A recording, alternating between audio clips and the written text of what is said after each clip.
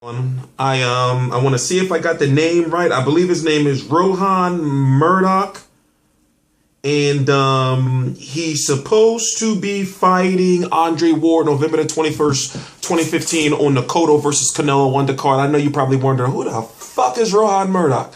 I'm thinking the same thing, but if you should know, or well, if you don't know, Andre Ward just re-signed with HBO for a 3-fight deal. Right now it's October the 20th, 2015. So you got Cotto versus Canelo on November the 21st, 2015, which is just a little over a month away. So therefore, if Andre Ward is fighting on the undercard, which he's confirmed to be fighting on the undercard, we can't expect for him to be fighting against a big name on the undercard that's 31 days or 32 days away. T-Street Controversy. This is T-Street Controversy Live, and Andre Ward needs a big win, and it looks like the reason he's got this HBO deal is Sergey Kovalev has to be involved in it. So it's confirmed now that sometime in the next 2 fights from now, we're going to have Andre Ward versus Sergey Kovalev in a big 175-pound title fight.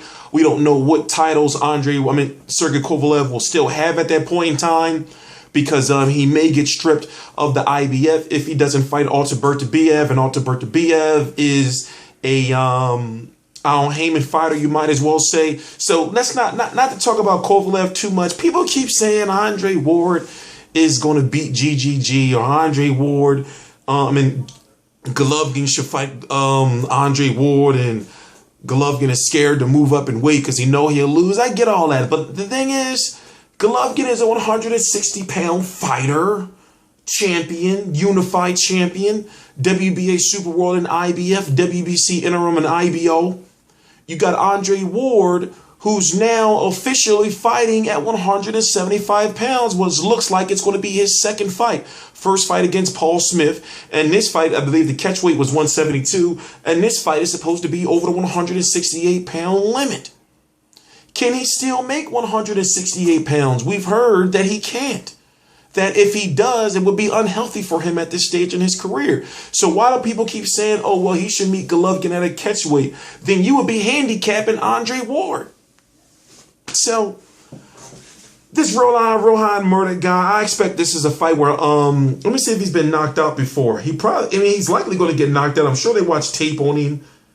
You know, I'm sure they're probably picking this guy just for Andre Ward to look good against. After all, if you're going to be co-main eventing the Cotto versus Canelo card with those big pay-per-view buys, you want Andre Ward to look good, because the reason why you're putting him on his undercard is to try to get him some exposure, much needed exposure, so he can start making up that money that they paid to get him out of his Goosen contract, rest in peace, and the money that he's got to make for these fights. I believe he made like $4 million or something like that.